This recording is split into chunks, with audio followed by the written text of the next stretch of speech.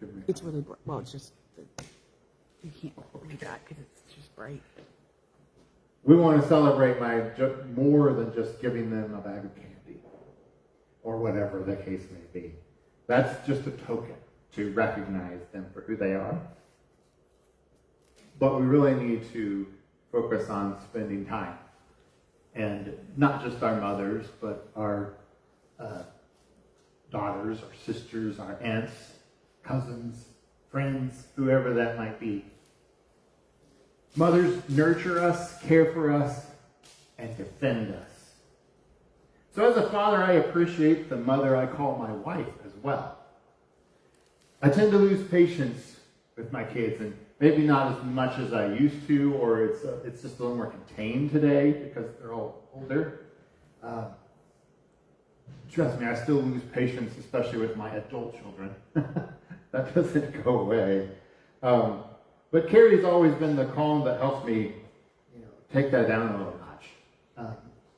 Keeps me grounded. And she reminds me just how important our kids are to us, what it's like to be a parent. Sometimes us fathers don't like to remember that. Sometimes we just get annoyed. Why do we have so many kids? But you won't ever hear a mom say that. Or you might, but they're usually just joking. Today I wanted to share a story of a mother who practiced sacrificial motherhood, and I've not met a mother truly yet that didn't practice sacrificial motherhood. Now, yes, there are biological mothers that maybe weren't mothers to their children. They just brought them into the world. I understand that. But I'm talking about the mothers that really were mothers, that took that title seriously. And the mother we're going to talk about today is the mother of one of the greatest prophets in the Bible, Samuel, whose name was Hannah. You see, Hannah had been unable to have children, desperately wanted one, or she wanted a son specifically, so she prayed to God to ask him to allow her to have a child. And she kind of made a deal with him. She said, if you give me a child, Lord, I will turn him over to you for service in your church. She wanted to be a mother so badly that she was willing to sacrifice all that time and emotion that goes into bringing a child into this world. It's certainly not a painless thing either. She was willing to do that, and she was willing to turn him over as soon as he was old enough to be turned over, and probably wouldn't see him very much after that. We know the rest of the story. Samuel became one of the greatest prophets that we would ever know. So today we will be in 1 Samuel. I thought I had that bookmark. I don't. And it's just chapter 1. That's what we're going to focus on today. All right, where are we at? 1 Samuel. Almost there. Maybe we went past it.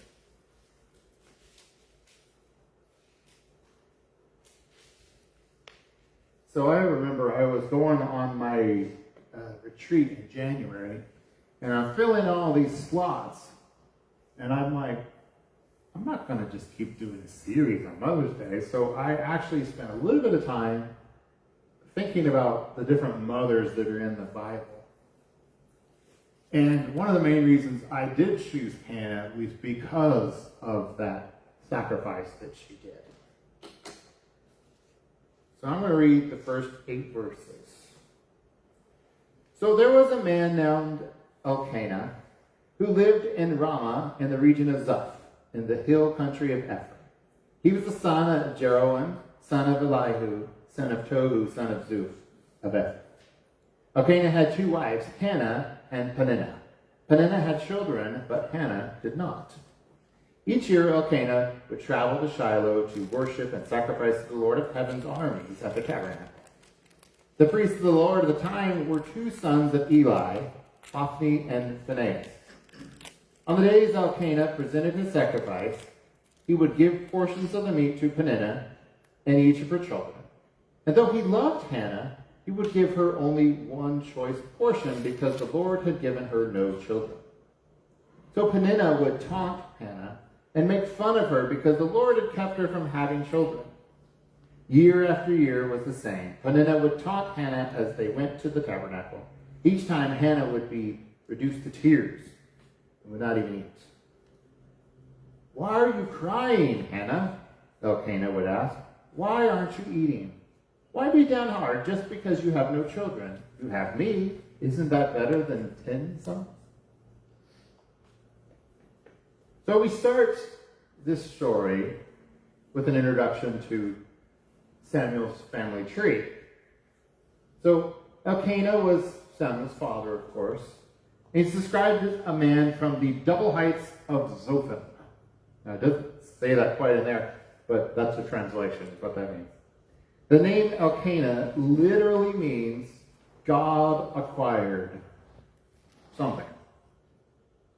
Most likely a son in this case.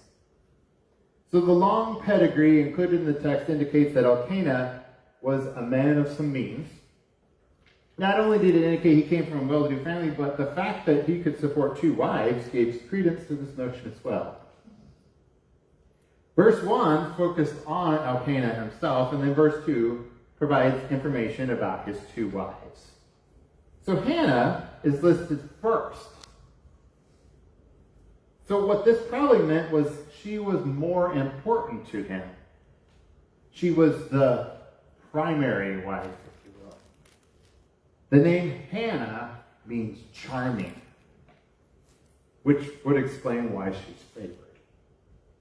Probably emphasizing her role as a secondary. The name Peninnah means something like prolific, which is fitting because she can produce multiple children, right? Unlike Hannah. Her name also is suggested in light of her special circumstances, as it is similar to the Hebrew word for favor. So she was shown as being favored by God. Provided that she could not have children at the beginning of the story, Hannah's name later takes on, as Yahweh does indeed show her favor, by not only providing Samuel, but eventually she had other children as well. We're also told that they traveled to Shiloh annually to worship and offer sacrifices to the Lord of hosts. So this means that Elkanah was a pretty pious man. He feared Yahweh. So they go to Shiloh, and Elkanah would sacrifice as appropriate. And he would give Peninnah and her sons and daughters a portion of the sacrificed animals. However, later on, Hannah would get an extra portion because he loved her. This double portion tells us that he loved her more and wanted to honor her. Naturally, this would make Peninnah jealous. She would regularly provoke Hannah and harshly treat her. So, let me back up. So in the text, it actually says kind of the opposite. That she only got one and Peninnah got one. But I don't know why we've got different stuff going on, different parallels here. But the point is that Hannah was being taunted or attacked, if you will, by her sister. Or, I'm sorry, by her other companion wife. I don't know what to call her.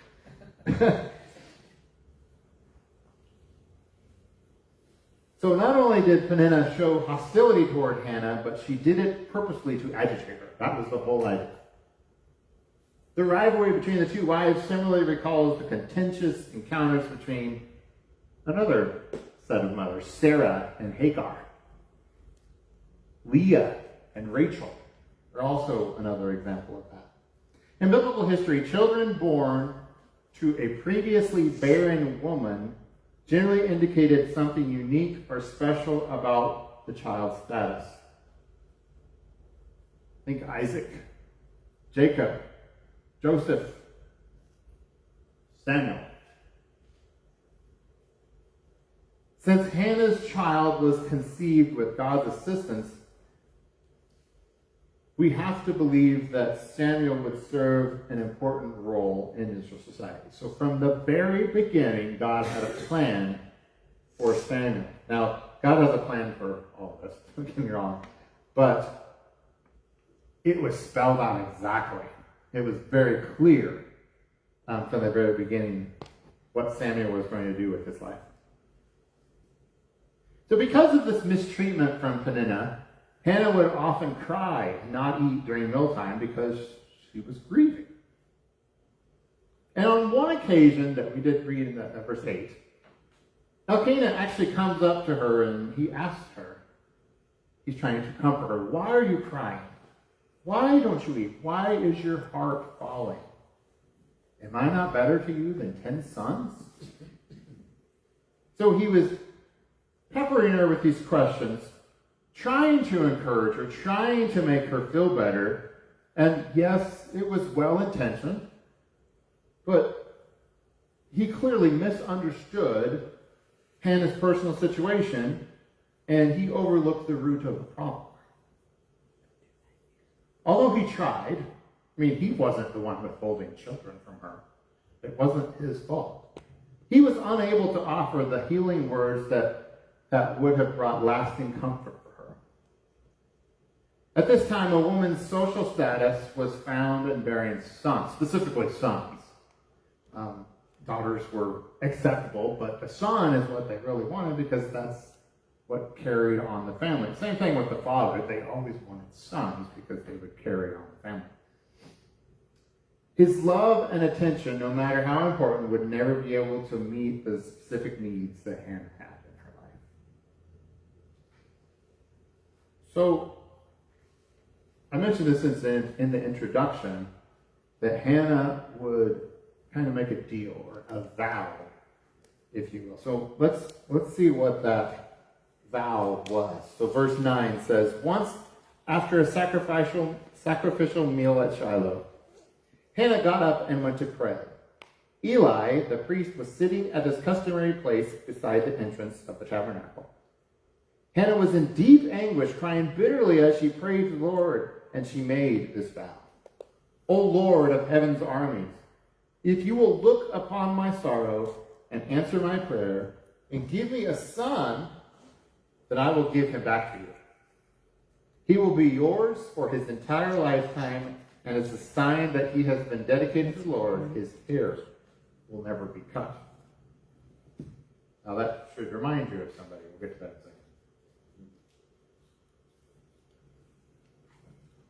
in a second. So naturally, Hannah is quite distraught because she can't have children. And so she goes into the sanctuary to pray on this certain day to present her grief before the Lord. So that's the thing.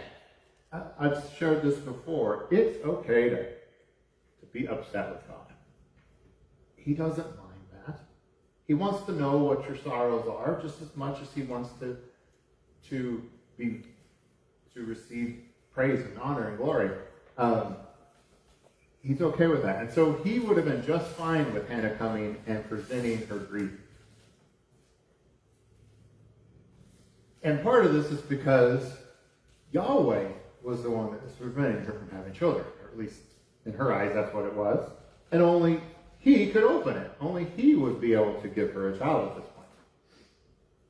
So, at the same time she was doing this, Eli was sitting there watching her, and he was concerned for a number of reasons, but he was just observing at this point. So Hannah's here praying to the Lord and weeping bitterly. So quite a scene. That is intense prayer.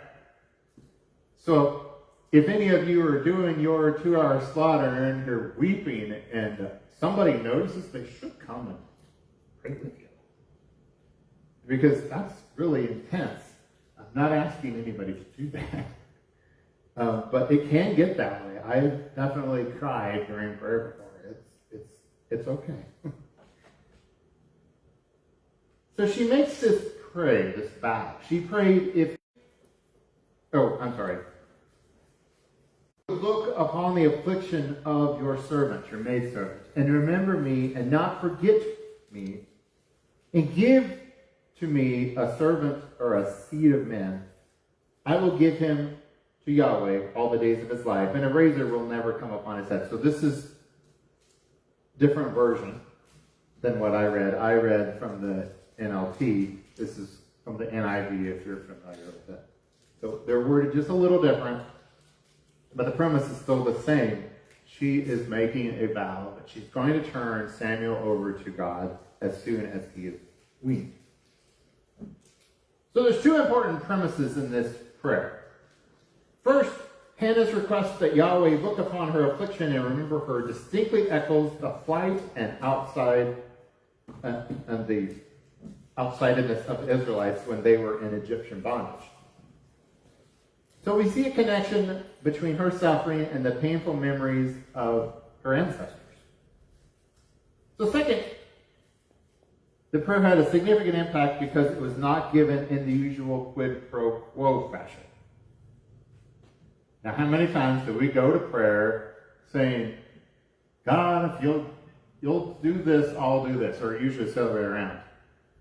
So I promise to not do X if you will give me, maybe you'll take away this, you'll heal my child, whatever the case may be. It's usually quid pro quo. But hers was more like a deal. If you give X, then I will give Y. And therefore that indicated that Samuel will not only be a gift from God, but her son would be a gift from Hannah given back to God. It was assumed that he would be a Nazirite. So that is why his hair would not be cut. So that other Nazirite that you've probably heard about before is Samson. But there's a big difference between Samson and Samuel. Samson failed bitterly as a Nazirite. Remember, his hair was cut. And that was his doom. And not only that, he broke his vow at every turn. Like every possibility of time to break his vow, Samson would do it. Samuel would be exemplary as a Nazirite.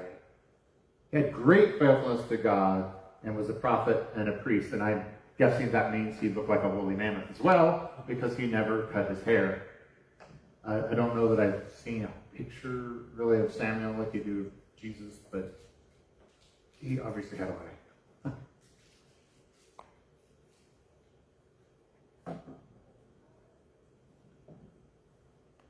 This is important because he was going to be the prophet and priest that would eventually lead all other prophets and priests, as an example. So, Hannah showed some great faith. So let's read about what happened next, starting with verse 12.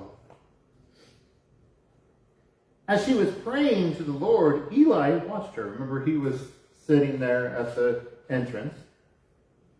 Seeing her lips moving but hearing no sound, he thought she had been drinking. And he said, "Must you come here drunk? Throw away your wine," he demanded. "Oh, no, sir," she replied. "I haven't been drinking wine or anything stronger, but I am very discouraged.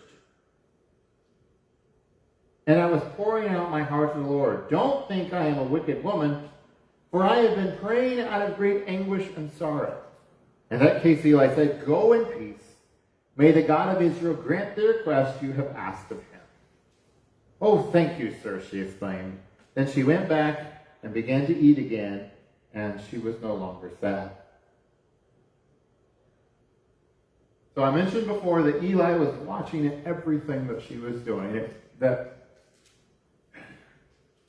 wouldn't have been so unusual. The priest would be present when somebody comes into the tabernacle to pray.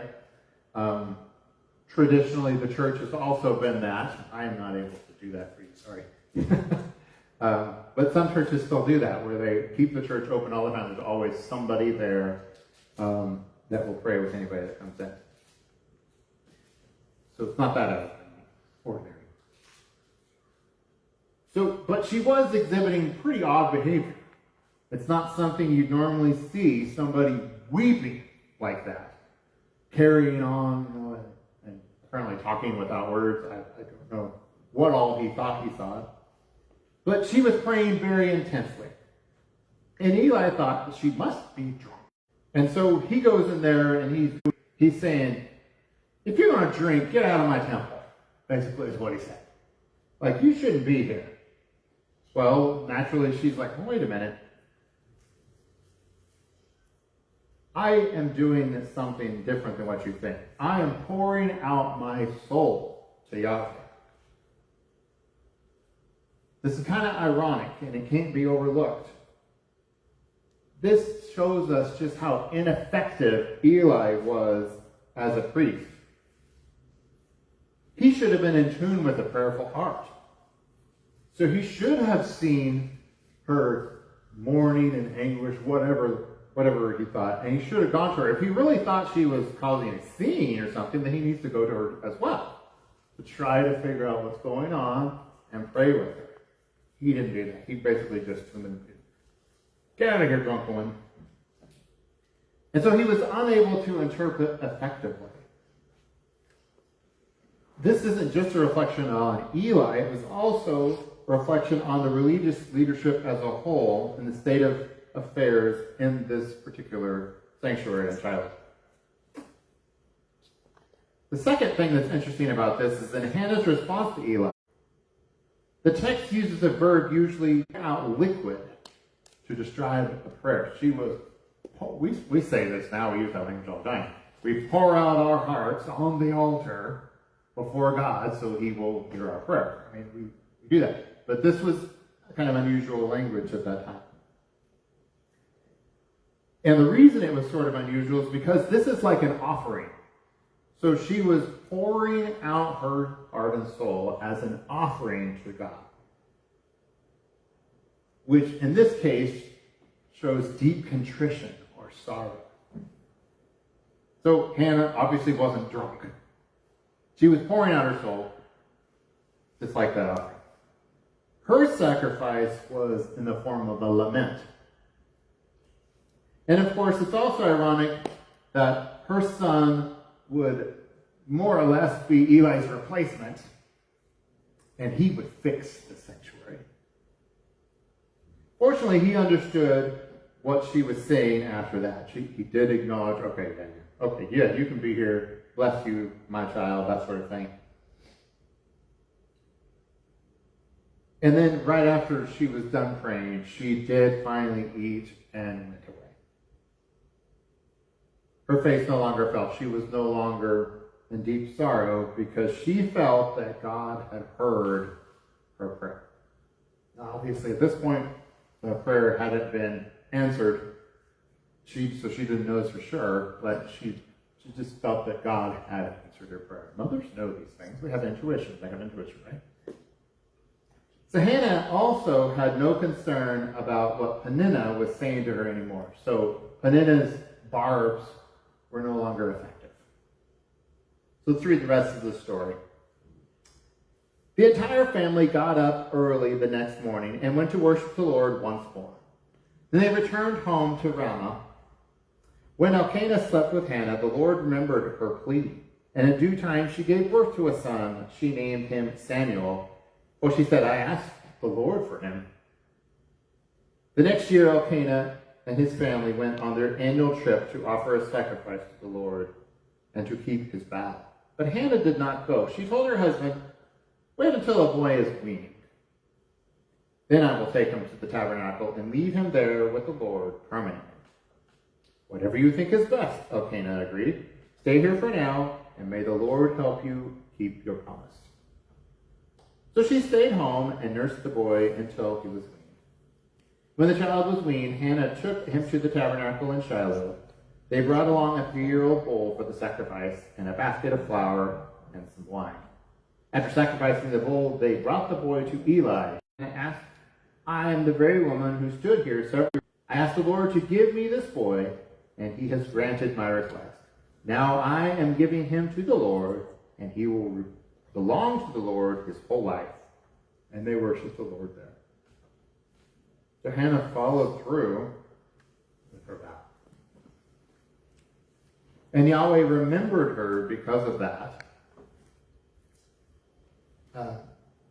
Blessed her with not only Samuel, but other children after that. So the name Samuel is thought to mean God heard, as in he heard Hannah's prayer. So Hannah raises him up, weans him probably around the age of 3 or 4, before she returns him to Yahweh. I mean, that's responsible. Otherwise, Eli would have to do that part of it, and that's not going to work very well for Eli. Now, Eli still has to raise him up as a child. He has to do the things that a mother would normally do. He does have to do that. So she takes him to the sanctuary of Shiloh and presents materials for 2 sacrifices. They're probably meant for an offering in the light of the vow she had made earlier. So this is continuing that part, fulfilling. The second offering was probably more valuable and precious. The boy Samuel himself. Hannah brought Samuel to the sanctuary and offered him to Yahweh by relinquishing him to the care of Eli. Now, the text doesn't really tell us how Hannah felt during this time. But let's face it, we know. We don't need to read it. We know how she felt. She was a mother who prayed for a son, and when she finally had one, she had to give him up. She had to be pretty distraught. She probably didn't show it very well, or show it very much. But she was clearly mourning, grieving inside when she had to do it. She had to make a very big sacrifice, and probably bigger than most mothers would normally make. They would normally do the other thing around. They would give up their own lives for their child. But Hannah showed her faithfulness throughout the whole thing. So publicly, outwardly, she was in good shape. She was doing what she knew had to be done. So Hannah is a prime example of what I refer to as sacrificial motherhood. She wanted a son so bad that she was willing to make a vow before the Lord that she would turn the son over to God if only he would give her one. Imagine that, going through the pains of childbirth, only getting to see the son for 3 or 4 years, and then turning him over to God completely. Now, most mothers do turn their children over to something else at some point. That's pretty early to do this. I can only imagine what it's like to be a mother sending her child off to college, or sitting there while he's married to his wife. Most mothers still would probably not be able to do it. That being said, I am the proud son of a mother, as all of us are, or daughters. And I cannot thank my own mother enough for all that she has done and cared for me throughout my life. So I love her. Thank you. Let's close in prayer. Father, I thank you for our mothers. I thank you for the example that Hannah was as a mother. She wanted a son so bad that she was willing to make a vow to give him over to you. Now, I believe that most mothers actually do make a similar vow, more or less. They turn them over to you at some point in their lives, probably not quite that early. But they do have to watch them walk away and hope that their children listen to them. Sometimes we do, and sometimes we don't. And we end up making mistakes, and those of us that have become parents, whether father or mother, since then, rely very heavily on what we learned from our mothers and our fathers. Father, we thank you so much for giving us giving us these mothers that have raised us up. And while my own mother is important, I also had other mothers in my life, my grandmothers, my aunts, other people in the church, other people in my life had great influence on me as well, as mothers as well. And Father, I just ask you to encourage all the mothers here today. They're hearing this, maybe even later on. Especially those that maybe feel like their children just kind of forsook them, ran away. Father, know that there is a hint of love in there. They do remember. They will eventually come around and thank their mother for all that she did for them. And even if not, Father, you are there to be that link. But Father, I pray for all the mothers in this world today that they would be able to keep pushing forward, that they would be encouraged to do so, and help us to be more thankful for all they did for us. I ask this all in the name of Jesus. Amen. Happy Mother's Day.